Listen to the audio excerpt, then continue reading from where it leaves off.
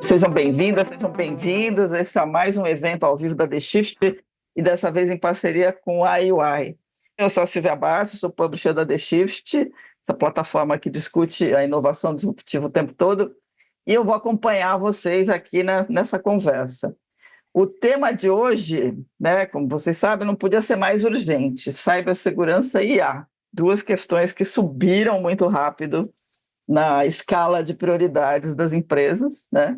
E dependendo de que lado do balcão você esteja, digamos assim, né, como a gente costuma dizer, a IA no terreno da segurança digital pode ser proteção ou pode ser ameaça. Os riscos aumentaram, mas as vantagens de ter IA como aliada de CISOs, né, das pessoas que diretamente se preocupam com a questão da segurança corporativa, são muitas, e a gente vai ver isso aqui nesses próximos minutos, aqui nessa hora de conversa. A boa notícia é que o uso da IA em cibersegurança já não é um hype. A sua aplicação pelas empresas vem crescendo, na real, ao longo dos últimos 6 anos, como aponta um relatório anual de cibersegurança da UI, que ouviu não só milhares de empresas, mas também fez uma pesquisa aí em estudos, documentos, de uma série de coisas dos últimos 6 anos para constatar que realmente não há um hype. As empresas estão investindo em tecnologia e ganham vantagem com isso. E quem está fazendo isso mais intensamente foi chamado pela UI de Secure Creators, ou criadores de segurança. A gente vai entender um pouquinho melhor isso daqui a pouco. A IA pode ser um jeito de virar o jogo da segurança a favor das empresas? Bom, para responder, a gente está aqui com a Márcia Bolesina, que é sócia líder da competência de riscos e resiliência cibernética da UI Brasil, o Demétrio Carrion, que é sócio líder de cibersegurança da UI América Latina, e o Fábio Guzmão, gerente de gestão e governança de cibersegurança do Banco do Brasil, que topou entrar com a gente aqui e contar o que é viver esse negócio aí no dia a dia.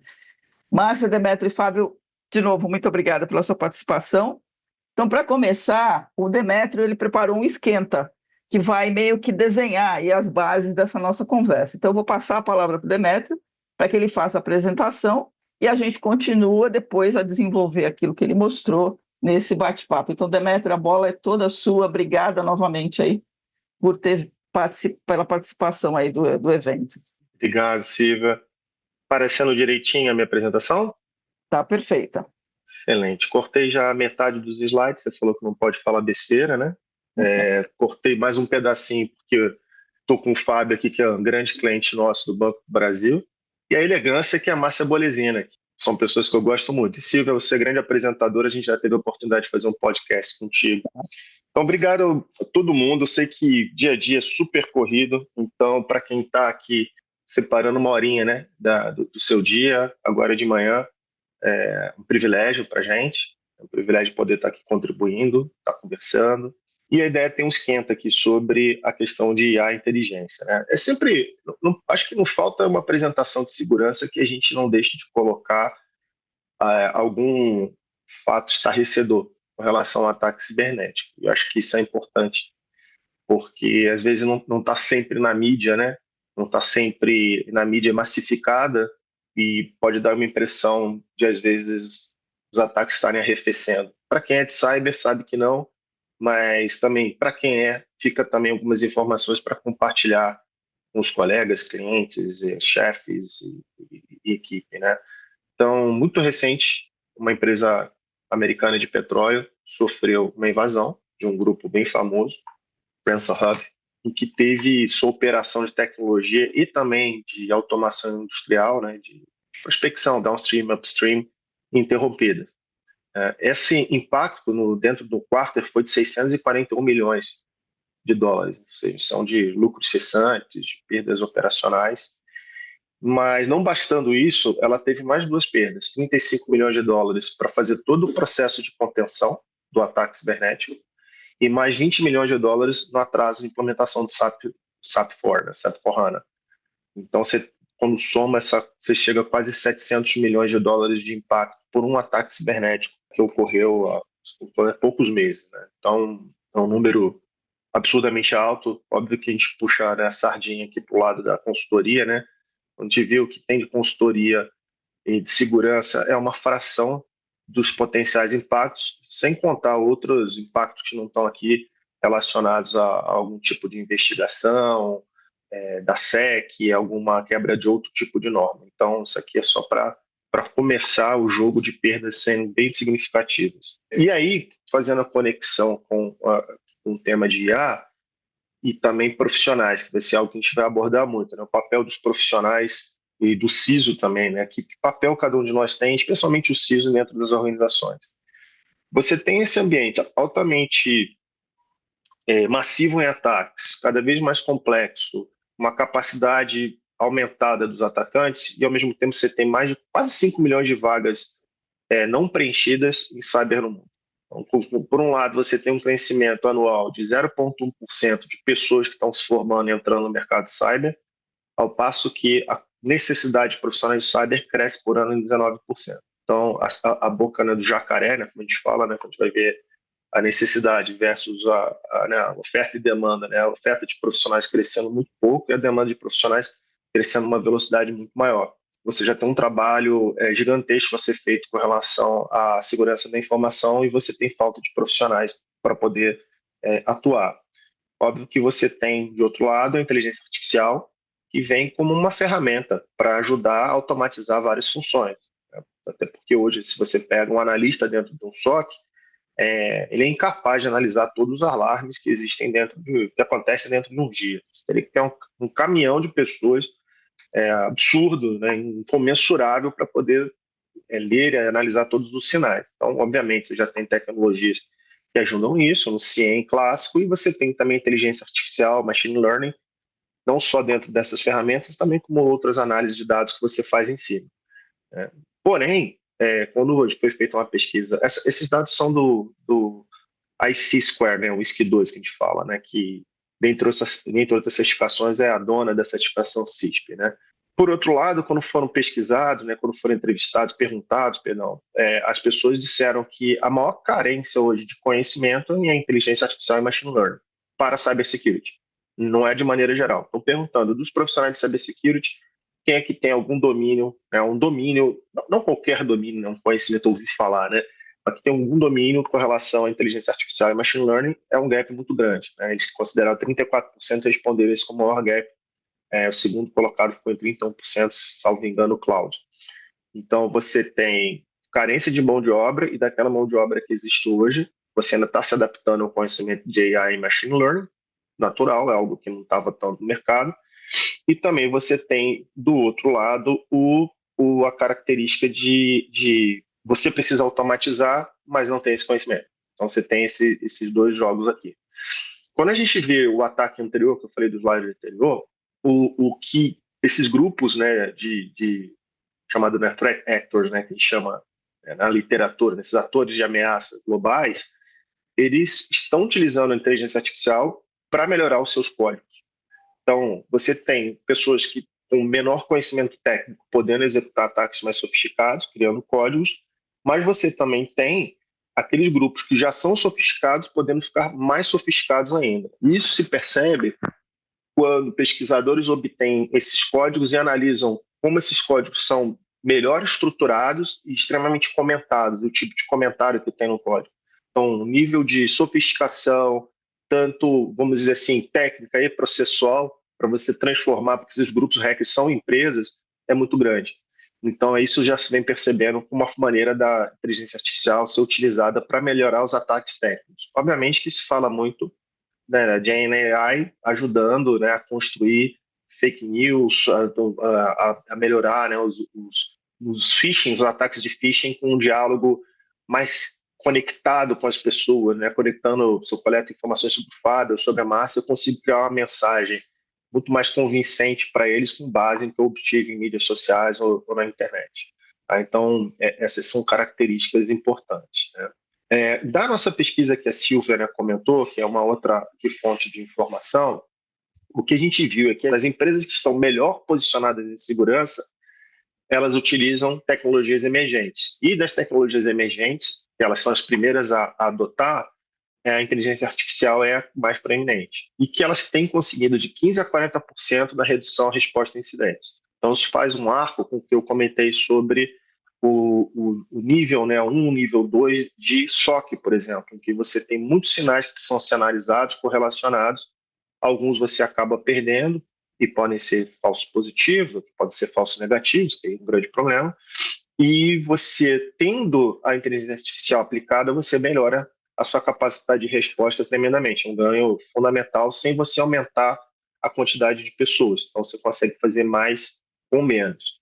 Isso é um grupo especial de empresas, né? As empresas que mais investem em segurança e que adotam primeiro as novas tecnologias. Não de maneira irresponsável, mas sim de uma maneira responsável. Não é tecnologia para tecnologia. Falando um pouquinho de ataques, né? Porque a gente fala muito de inteligência artificial e, por vezes, o discurso ele vai, né, até a página 2. A inteligência artificial vai aumentar fake news, deepfakes, eu posso fazer um e-mail de phishing, mas que tipos de ataques existem utilizando, né, a inteligência artificial e contra a inteligência artificial? Porque isso também é um aspecto super importante que está aqui. Então, o NIST, né, que é o National Institute of Standards and Technology, que é um órgão americano muito antigo, né, que não só trabalha com tecnologia, ele até se iniciou, é bem interessante a história, para poder definir o que era um barril, né, porque em algum estado o barril tinha um tamanho, outro barril tinha outro tamanho, é como se a gente falasse aqui 1 litro para mim fosse uma coisa, 1 litro para o Fábio fosse outra coisa.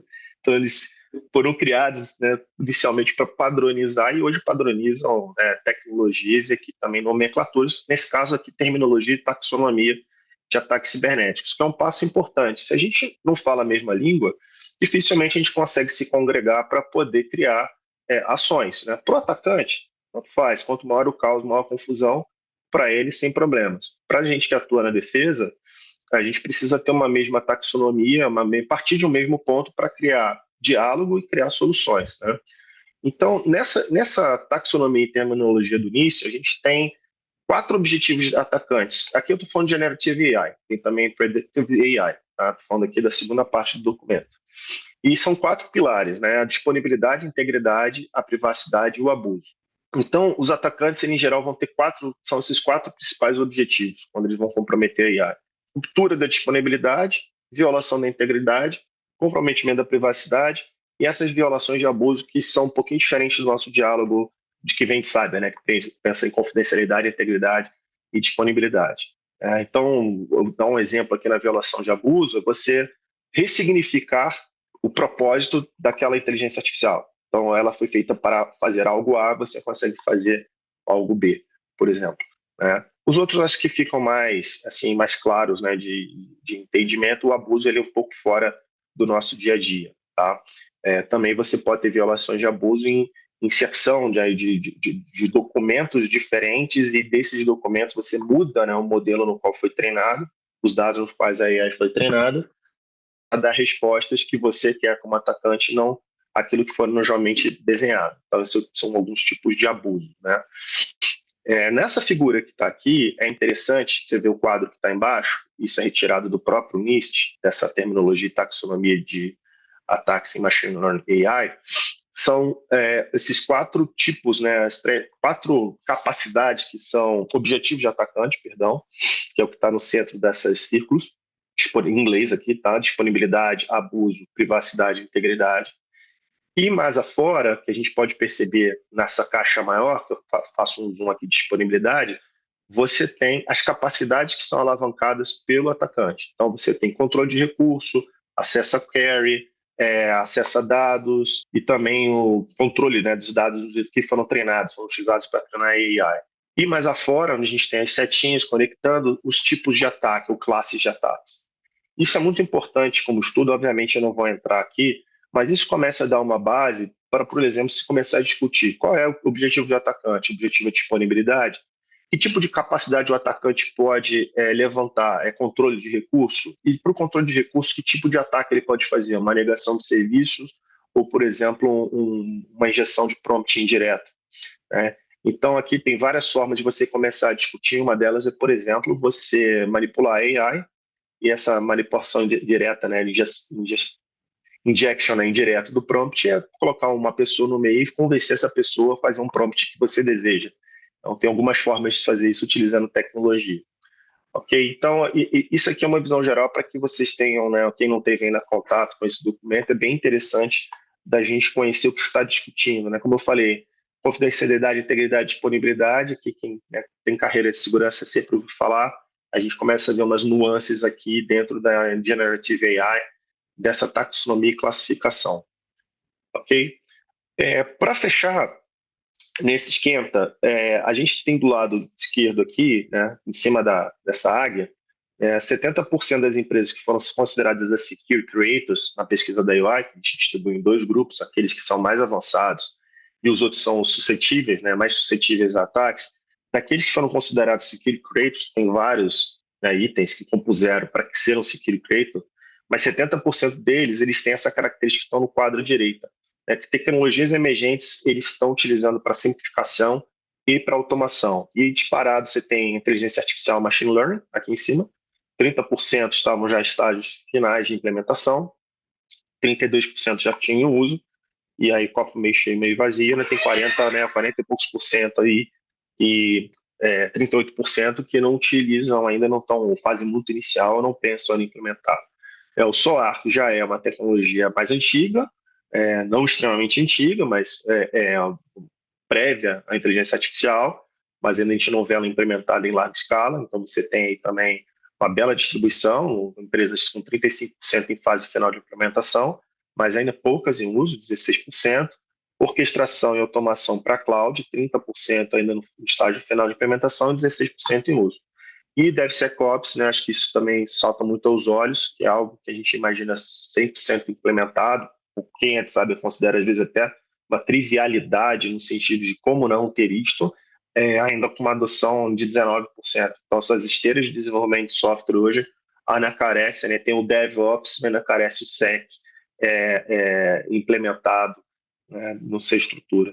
E aí você tem dialoga, né, todos esses aqui dialogam um com o outro, porque você permite, por exemplo, fala de orquestração em nuvem, você tem Infrastructure as a Service, Security as a Service, que tem a ver também com desenvolvimento de software, que tem a ver com inteligência artificial. Então, quando você unifica de uma maneira estruturada essas tecnologias emergentes, você tem um efeito multiplicador, né? 1 mais 1 não vai dar 2 aqui, né? Vai dar 3, ou a gente vai fazer isso exponenciar, quando você tem essa capacidade de juntar essas fortalezas. Silvia, essa aqui era essa apresentação para a gente começar, né, no esquenta, e aí devolvendo a palavra para você. Tá ótimo. Achei que a apresentação que você trouxe é bem legal, porque ela traz todos os aspectos, né? Eu queria começar, você terminou falando dos Secure Creators e falando um pouco da adoção, eu queria começar justamente por aí, né? Jogando uma pergunta para você e para a Márcia, que é isso. A pesquisa mostra que os Secure Creators eles conseguem ser mais ágeis, o mundo é mais seguro para eles, em tese, né? Além dessa combinação de tecnologia, o que difere os Secure Creators das outras empresas? Assim, se vocês conseguirem trazer isso e até eventualmente exemplificando. Você quer começar, Márcia? Já que o Demetrio estava falando até agora, começa você. Posso começar assim. Bom, em primeiro lugar, bom dia, pessoal. Obrigada, Silvia, obrigada, Demetrio, Fábio, aí pela parceria aí no nosso encontro de hoje. Então, eu vou complementar um pouco, porque eu acho que o Demetrio começou a falar sobre essa questão aí do Secure Creators, e uma coisa que ele comentou, e eu vou reforçar aqui, é que, de fato, essas empresas que a gente considera que estão à frente em termos de segurança, elas, de fato, adotam essas tecnologias emergentes de forma mais rápida. E o Demetrio trouxe como exemplos, né? Então, eles utilizam automação para otimizar processos, enfim, e tentam simplificar esses processos também aí na sua atuação de cibersegurança. Um segundo ponto que a gente pode trazer é que são empresas que elas olham para o ecossistema todo de cibersegurança. Então, elas olham para a segurança interna dentro da organização, não importa se a gente está falando que hoje elas atuam em nuvem ou se elas atuam em sistemas locais, e elas olham também para os terceiros que fazem parte desse ecossistema. Então, elas se preocupam com o todo dentro desse ambiente para manter essa segurança. Então, esses critérios de segurança dessa organização, eles se expandem também para os terceiros que fazem parte do ecossistema dessas organizações.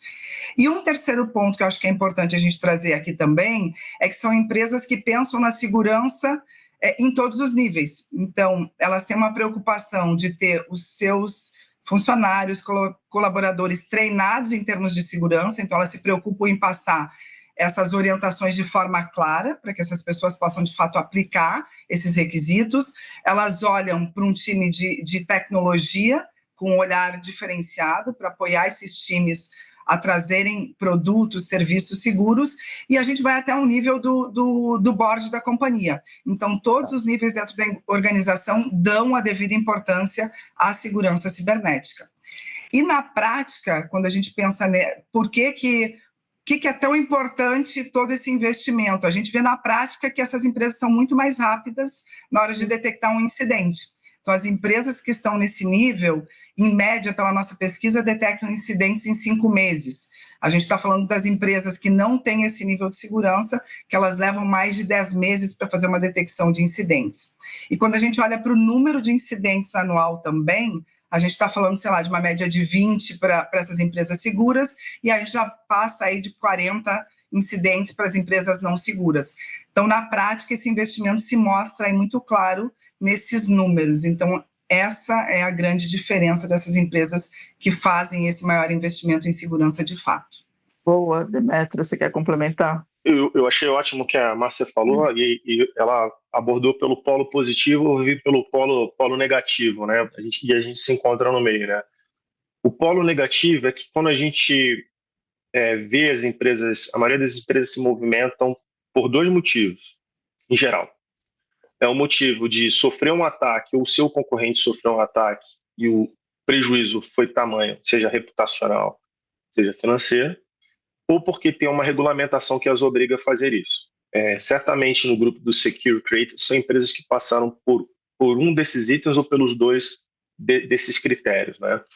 E isso a gente vê pela proliferação de regulamentações relacionadas à segurança da informação e relacionadas à inteligência artificial também, que aí tem seus capítulos de segurança da informação.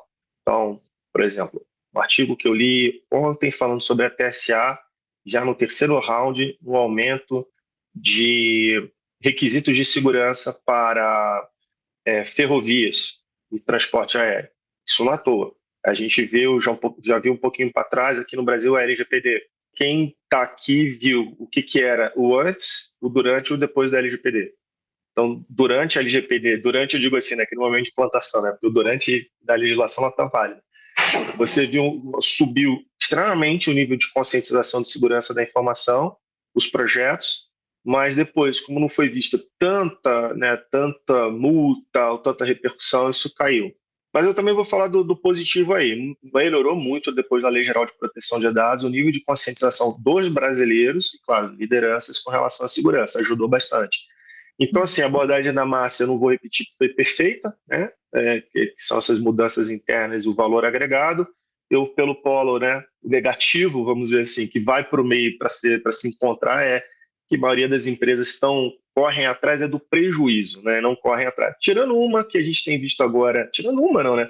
Mas um bom exemplo de mercado é a Apple agora, que, né, os seus líderes de produto da Apple acreditam que a venda do iPhone vai ser fortalecida porque a privacidade está sendo colocada como uma das principais diferenças do seu produto. Falei como única, mas não foi correta. Tem outras empresas que colocam isso aí como prioritário. Mas eu queria trazer esse último movimento aí da Apple, começa a ver o polo positivo, né? E não sendo reativa a uma ação. Boa. Eu acho que são complementares bem as observações dos dois e chama a atenção, né? Essa questão de que tem um ditado que diz que o melhor momento para você mudar ou fazer uma mudança é quando está tudo dando certo, né? Porque a hora que está tudo dando errado, aí a coisa vai ter que ser feita às pressas. Então, acho que isso se aplica profundamente à questão da cibersegurança. Esse número de 5 vezes 10 meses é um negócio apavorante, porque enquanto não está descoberto, está funcionando, né? Está captando dados.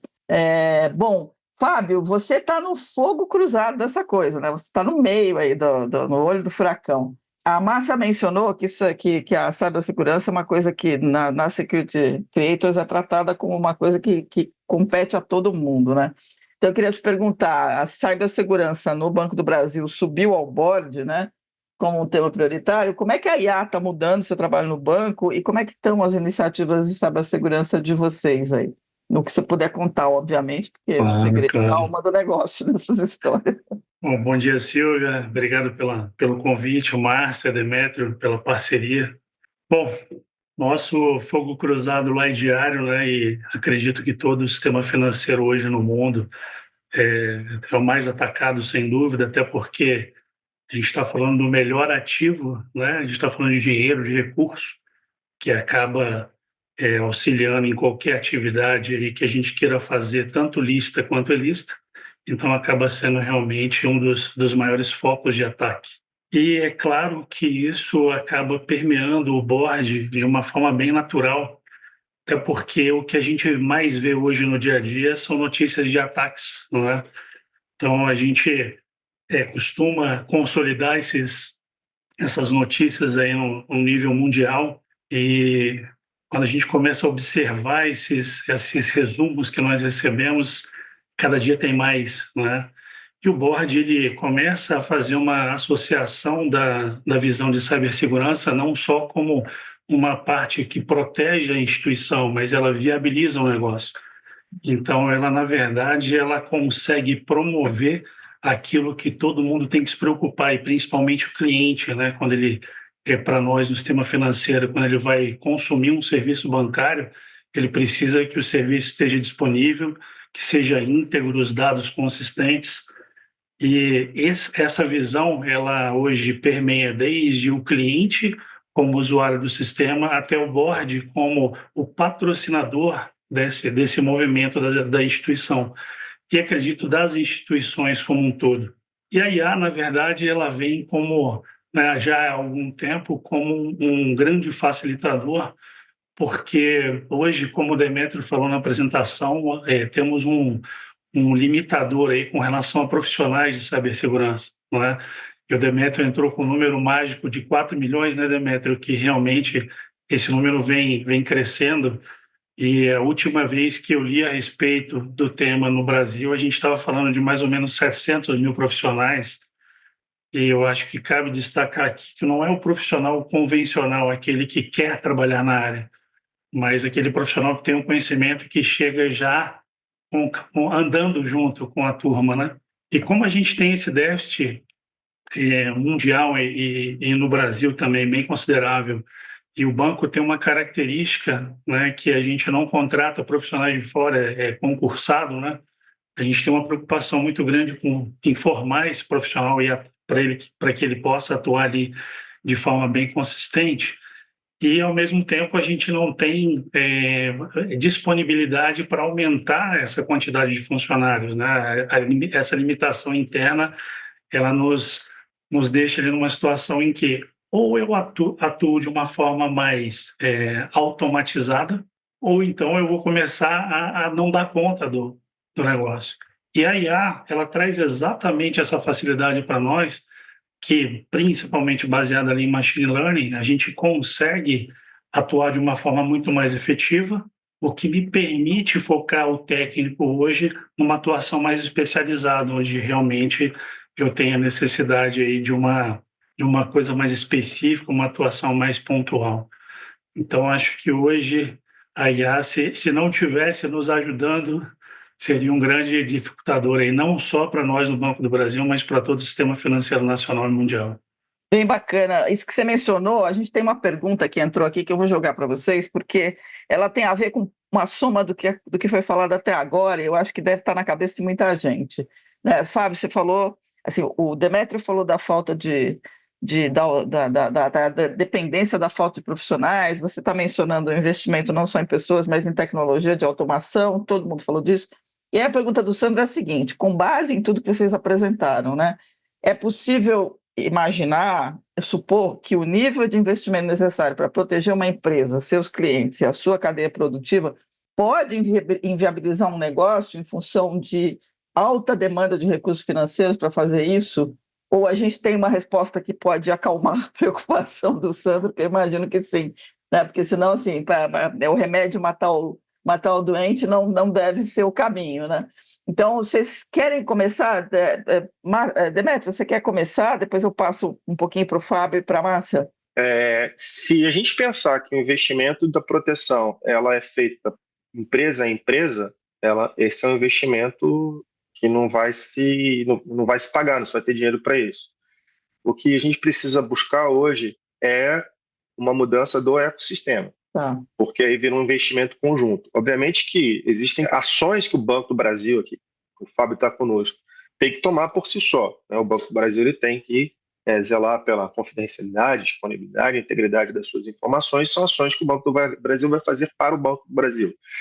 Mas se a gente pensar que o Banco do Brasil está dentro de um ecossistema que utiliza soluções que não foram produzidas pelo Banco do Brasil, porque seria impossível o Banco do Brasil, né, criar o seu sistema operacional, criar a sua ferramenta de SOAR, por aí vai, tudo falando só de segurança da informação.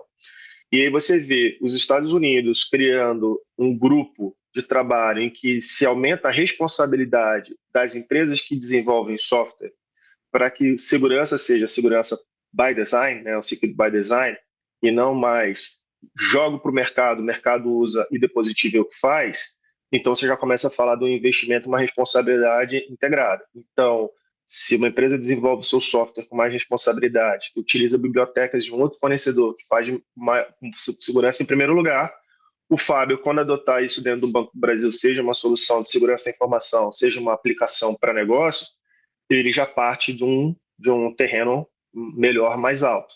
Né? Eu sempre gosto de falar, você diminui a entropia, você diminui o caos. Então, ao invés de ele estar lidando com o caos completo, alguém já fez um trabalho para diminuir. Aí tem melhor capacidade para fazer aqui os investimentos do Banco do Brasil para o Banco do Brasil. Se a gente olhar isso de uma maneira vertical, então eu pego o silício, desenvolvo o chip, crio o sistema operacional, você não vai chegar nunca a lugar nenhum, e parece que eu estou exagerando, mas você pode ter uma falha no hardware, no firmware e no software. Então você tem toda uma cadeia que os investimentos precisam ser feitos para cada passo. Né? Isso que os Estados Unidos estão buscando com essa responsabilização da cadeia, né, de suprimentos.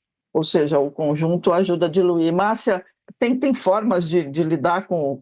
Como é que isso pode ser diluído? Ou esse custo... A automação ajuda, por exemplo? Ajuda, sem dúvida, e eu queria reforçar o que o Demétrio falou, porque é um tema que ele é bastante antigo, a gente fala de colaboração, compartilhamento de informações em relação a ameaças, dentro do mundo da cibersegurança há muito tempo. E isso é cada vez mais importante. Eu acho que o Demétrio reforçou aqui é que, de novo, a gente precisa, talvez, colocar isso em prática de uma forma que a gente ainda não conseguiu fazer. Então, tem um caminho aí que a gente precisa trilhar juntos, e muito provavelmente, como o Demétrio falou, talvez algumas iniciativas nos obriguem, como empresas, a trabalhar em conjunto para aumentar a segurança desse ecossistema, que é algo que, de forma individual, a gente não vai conseguir fazer, como o Demétrio comentou. E as automações, sem dúvida nenhuma, são que vão trazer essa possibilidade para a gente. Então, quando a gente está olhando para uma solução de inteligência artificial, que ela vai me trazer uma automação voltada para um objetivo meu de negócio, eu tenho que ali simultaneamente já olhar para as questões de segurança para eu me adiantar ao que mais à frente vai aparecer. Então, eu tenho que olhar, se eu investindo agora, pensando nessa segurança by design, eu tenho um ganho muito maior do que se eu deixar isso para frente. Então, a gente tem que trazer vários elementos aqui. Então, eu tenho que começar a pensar em segurança desde o início, eu tenho que pensar em compartilhamento de informação, eu tenho que pensar em compartilhamento de soluções integradas. Então, tem um caminho bacana aqui, é conjunto mesmo. Acho que é uma construção conjunta aí entre as empresas. Ô Silvia, deixa eu aproveitar essa fala da Márcia, porque eu também posso jogar até uma bola, já levantar a bola aí para o Fábio, né? Márcia falou sobre colaboração, né? E quando se fala de colaboração de segurança da informação, é um tema muito sensível, porque até que ponto você vai compartilhar determinadas informações do seu ambiente para o seu concorrente. E aí precisa ter uma distinção daquilo que é uma vantagem competitiva perante o cliente e o que é uma vantagem competitiva do mercado. Porque Se a gente tem um grande banco que ele perde credibilidade por uma questão cibernética, ele afeta a credibilidade do mercado financeiro, se for uma empresa de telecom, idem. Então, a gente está falando de credibilidade de um setor e não só a credibilidade da empresa. Então, existe uma linha tênue.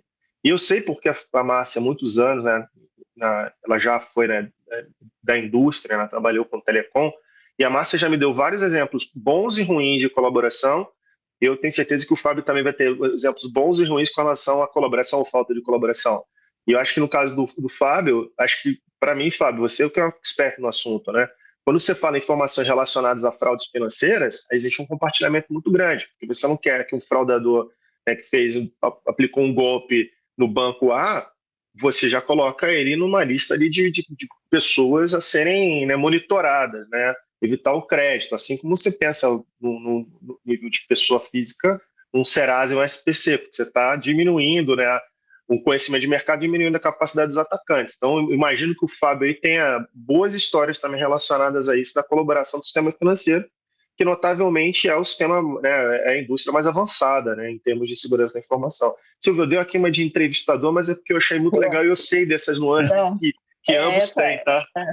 Essa é a ponte, né? Como é que as iniciativas de indústria acontecem, né? Que é muito... Acho que o exemplo de finanças é interessante. Diga, Fábio, por favor. O Demetrio levantou a bola, agora eu vou cortar, né, Demetrio? Realmente, quando a gente fala de cibersegurança, a gente busca o caminho não da competição, né? Então, hoje, dentro do Sistema Financeiro Nacional, a gente tem uma parceria muito grande e principalmente associada aí ao compartilhamento de informações. Então, hoje, inclusive, a gente usa plataformas de compartilhamento, onde ameaças que são identificadas no mundo, dentro do sistema, a gente se conversa no intuito de se preparar, né? E antes que aquela ameaça se concretize, a gente consegue estar ali já no páreo, ali, preparado para responder a esse tipo de situação. E aí, Silvia, voltando à parte do custo, né, que perguntaram, será que vale a pena e tal? É aquela velha do molho mais caro que o peixe, né? Então não adianta você investir demais e querer colocar tudo que tem no mercado, porque hoje sai uma solução nova a cada semana, a cada mês, né? O que você tem que fazer é, primeiro, security by design é fundamental, né? Você tem que nascer seguro.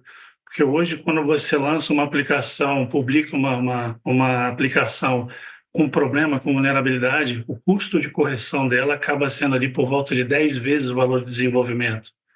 Então, é melhor você nascer seguro, se manter seguro, ter um mínimo de infraestrutura de segurança implementada e muita parceria, né?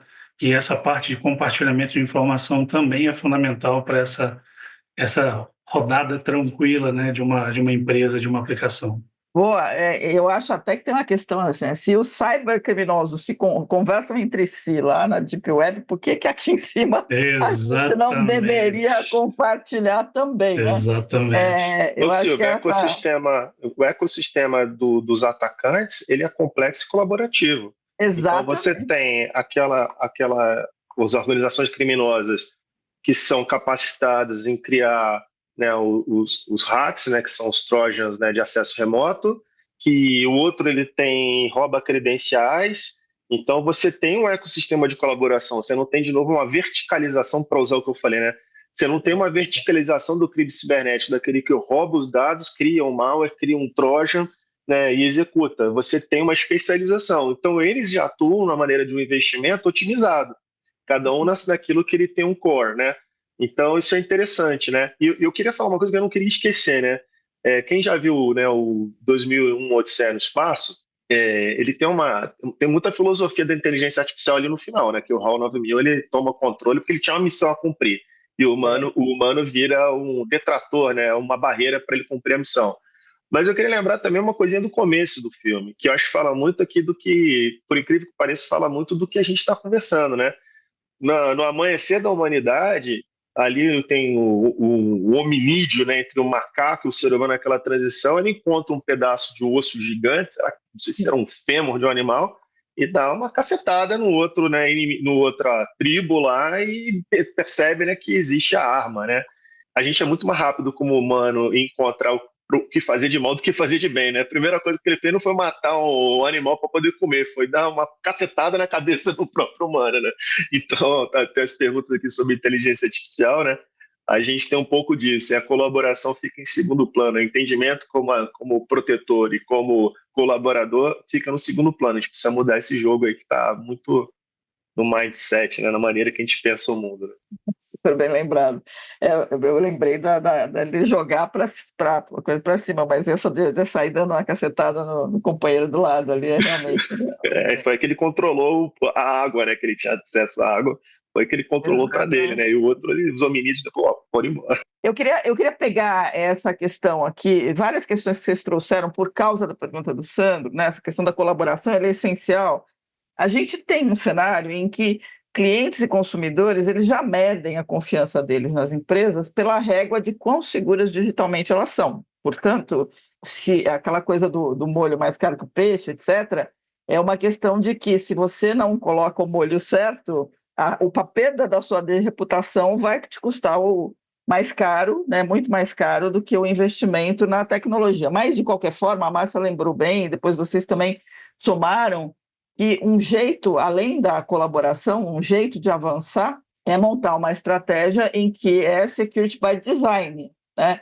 Então, ou seja, quando a gente está falando que com a conexão direta entre cibersegurança e negócios existe e que para você melhorar você precisa não só ter as defesas, mas ter um modelo de negócios que já parte da segurança como uma coisa embutida, também pode funcionar no sentido de que você consegue alinhar melhor os projetos.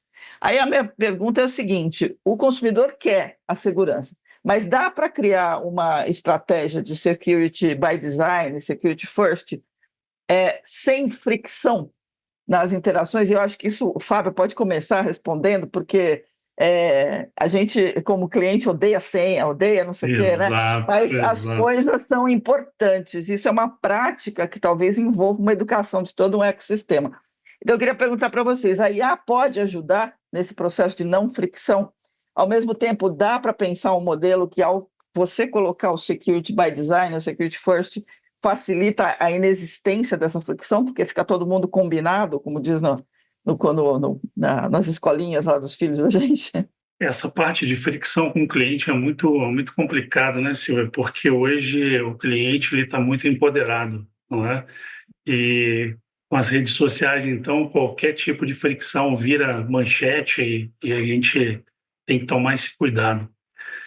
Na verdade, hoje a gente tem várias alternativas em que a gente consegue fazer algumas implementações para facilitar, né, para reduzir essa fricção. Então, um dos pontos que hoje é muito criticado de forma geral é a utilização de senhas, né, que, bem ou mal, a gente, né, continua usando e acredito que vai usar por muito tempo.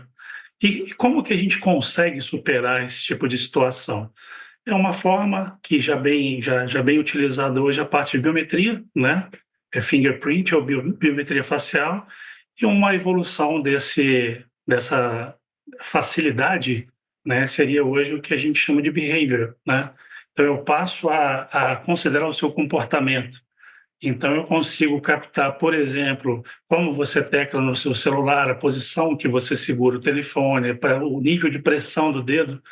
Então, são algumas soluções que, implementadas, e lógico, isso tem que ter o auxílio da IA, principalmente porque tem a machine learning, eu preciso aprender como você se comporta, como você utiliza o seu dispositivo. Isso tem grande chance, um potencial muito grande de reduzir essa fricção e facilitar a vida do usuário, do cliente, sem, né, abrir mão da segurança, que é fundamental. Até porque, como você falou, a confiança, você tem que ter certeza que a empresa é segura. E a partir do momento que você tem algum tipo de problema com aquela empresa, isso acaba gerando desconforto e possível migração, inclusive. Então, acho que o caminho é esse, é você utilizar a IA baseada em outras soluções, evoluir esse tipo de controle e facilidade para o cliente. Maravilha. Márcia, você lida com resiliência, governança e uma opção de coisas. Isso tudo entra no balaio. Como é que você vê essa questão da security by design e a possibilidade de você aliviar uma eventual fricção? Eu acho que é importante aqui, e é algo que a gente acho que está em construção, como é que as organizações estão desenhando essa governança de AI, pensando e inserindo todos esses requisitos de segurança dentro desse processo. Então, a área de segurança ela não pode se permitir estar fora deste processo de desenho, arquitetura, definição dessas plataformas de inteligência artificial. Então, a gente precisa estar desde o início atuando junto com essas áreas que são responsáveis por essas plataformas. O que o Fábio falou, da gente pensar em, poxa, não vou usar uma senha aqui, eu vou olhar para o comportamento do usuário, isso beneficia a segurança, mas beneficia a experiência do usuário, e isso é do interesse de quem está colocando uma plataforma em produção. Então, a gente tem que estar junto no início, a gente tem que mostrar que, como área de segurança, eu estou ali, óbvio, para proteger esses interesses em relação à proteção de informação, à integridade das informações, aos resultados da minha metodologia, enfim, mas eu também quero ajudar a trazer mais clientes, a fazer com que as coisas funcionem de forma mais rápida, que essas automatizações, de fato, tragam um benefício para a minha organização. Então, a gente tem que estar junto, de fato, desde o início. Então, tem que mostrar para as áreas que trazer a segurança logo no início, a gente vai pensar no todo, a gente vai fazer essas plataformas funcionarem de uma forma melhor. Eu gostei muito do exemplo do Fábio. A gente pode usar o comportamento do usuário, o formato de acesso dele para facilitar essas questões de segurança também aí no dia a dia. Legal, Demétrio. Vou juntar essa resposta, as respostas Fábio e Márcia, até com a pergunta que foi feita aqui, bons exemplos de uso de ferramentas de AI para apoiar a segurança cibernética, do Gustavo Liberale. Talvez a gente pense, como profissionais de cyber, na aplicação de soluções, né, de AI dentro de ferramentas de cyber, o que é excelente. Então, quando a gente fala, por exemplo, de monitoramento de segurança e triagem, a AI está muito melhor posicionada para processar milhares de sinais e correlacionados com o ser humano. Então, isso é uma das utilizações que estão sendo mais feitas, né? Você vê soluções chamadas Copilot, em que você une a capacidade de indexar dados, né? De novo, vou na linha da triagem e tomada de decisão, de indexar dados e você, de forma natural, conversar com o seu CIEM para obter informações em vez de comandos mais técnicos ou buscas. Então, isso é na seara da segurança propriamente dita, da segurança entre suas aplicações. Eu vejo um ganho gigantesco, por isso que eu falo que conecta com o que o Márcio e Fábio falou, é quando a gente fala da segurança naquilo que é do negócio. Falamos da fricção, da diminuição da fricção. Então, quando você utiliza a inteligência artificial para diminuir fricção e outras soluções, a questão é que a inteligência artificial é uma ferramenta que exponencia nossas capacidades de fazer isso, porque ela não depende de simples regras que alguém vai lá e cria regra 1, regra 2, regra 200, regra 300, aí ela vai se adaptando rapidamente do que um ser humano fica de forma muito reativa e tardia com relação à percepção de algo que está dando errado. Então, a AI quando a gente conseguir, né, e vem conseguindo em algumas situações, implementar a AI dentro dessas ferramentas de negócio, isso vai trazer um ganho diferente. E aqui também, faço até um convite de reflexão aos profissionais de cyber, e aqueles também estão no entorno, de, dentro da nossa estrutura, falar de confidencialidade, integridade e disponibilidade faz super sentido. Mas a gente tem que começar a falar um outro vocabulário para as áreas de negócio. E aí entra, por exemplo, o Revenue Assurance, a garantia da receita, e a cibersegurança, como ela contribui para a garantia da receita. No primeiro slide eu coloquei ali, era perda de quase 700 milhões, bottom line. Se a gente fala sobre prevenção de fraude, tem tudo a ver hoje em dia, fraude, a maioria das fraudes são fraudes que se iniciam sob aspecto cibernético, você já está falando linguagem do negócio. Se você fala, por exemplo, de responsabilidade social, você começa a dialogar, e cyber tem uma responsabilidade social tremenda. Eu posso dar um exemplo aqui, pensa numa empresa que depende de vendas através de consultoras. Pensa que essas consultoras, elas dependem daquela receita, né, das suas rendas para poder viver. Às vezes até tem histórias muito bonitas que enviaram filhos para a faculdade com base nesse trabalho. Se você tem uma plataforma que não está disponível, a resiliência da Márcia aqui, para que essas consultoras realizem suas vendas, ela tem um lucro cessante ali, tem uma perda de venda daquele mês que não se recupera no próximo mês. É diferente de uma empresa que tem um caixa gigantesco. Então, isso é um aspecto de responsabilidade social tremendo. E aqui tem confidencialidade, integridade, disponibilidade, tudo ali embaixo, mas isso é o nosso linguajar. é nosso idioma. A gente precisa tentar mudar o CIA, Confidencialidade, Integridade, o Availability, para outras siglas aí que a gente pode vir a pensar para tornar o diálogo mais claro. Ter uma terminologia de negócio, não uma terminologia de cyber por cyber. Muito bom. Olha só, a gente está a caminho do fim, né? Como diz o... Que isso? E Que aí, isso? Peraí que eu vou procurar minha família e falar que eu amo minha esposa e meus filhos, né? A caminho do fim. A última coisa que a gente fez nas nossas vidas foi um webcast. Pois é, um perigo isso aí. Mas vamos lá. Tem duas perguntas que vieram. Na verdade, o Sandro trouxe uma reflexão e a Elba, ela trouxe uma pergunta, que é a questão da pressa em colocar GenAI sem pensar na Security by Design. E ambos endereçam uma questão que é fundamental e eu acho que é importante a gente fechar com as ideias de vocês sobre isso, que é o fator humano. No contexto de cibersegurança, ele é visto como fundamental. A sua segurança é tão forte quanto seu elo mais fraco, né? Então, a gente sempre cai aí na questão humana, porque as técnicas de engenharia social aumentaram. Mas, ao mesmo tempo, a gente tem a IA entrando nas empresas como uma ferramenta para ser aprendido, um comportamento para ser entendido. Então, a gente tem duas frentes que se encontram. Como é que a gente lida com esse desafio duplo de educar as pessoas não só para a cibersegurança, mas também para a IA? Garantir que essas coisas se juntem. Olha, uma pergunta bem capciosa, né? Você fundir a capacitação de pessoas já pensando na utilização de IA é um pouco mais complexo, pensando na parte de treinamentos mesmo, mas é muito mais simples do que parece, porque hoje a IA faz parte do nosso dia a dia. Então, hoje, o Demétrio falou ali do Copilot, né? Muita gente hoje usa o ChatGPT. Meu filho, inclusive, quando vai fazer uma redação, eu falei, rapaz, escreve, você precisa escrever. Não, pai, eu boto a ideia, depois eu vou corrigindo, né? Então, é lógico que usos distintos, né? Mas a inteligência artificial é a vida de todo mundo hoje. E capacitação de treinamento, conscientização, ela vai muito além das pessoas que estão trabalhando na área. Então, eu vejo muito campanhas, né, dos mais diversos segmentos e setores tratando de tome cuidado, não divulgue seus dados, não clique em links suspeitos, desconhecidos. Esse tipo de trabalho ele tem que começar daí, né? Eu tenho que conscientizar desde o usuário, o cliente, a pessoa comum, até o board das empresas. Porque se aquele usuário ele não tiver cuidado com ele mesmo, complica muito mais a vida dos outros, né? Então, recebo lá, clique aqui, veja suas fotos do verão passado, a pessoa vai lá e clica, né? Ou então atende uma ligação, fornece dados de cartão e tal. E a pergunta que a gente faz é assim: você costuma deixar a sua carteira aberta em cima de uma mesa numa estação de ônibus, de metrô, de trem? Não, você não faz. E por que você vai fazer isso na sua vida digital? Você vai sair clicando, né, e divulgando, compartilhando os seus dados pessoais. Então, eu acho que esse trabalho de formiguinha aí que vem sendo executado aí de forma árdua e contínua, ele é o começo. E, mais uma vez, a IA ela faz parte e interage conosco dia a dia.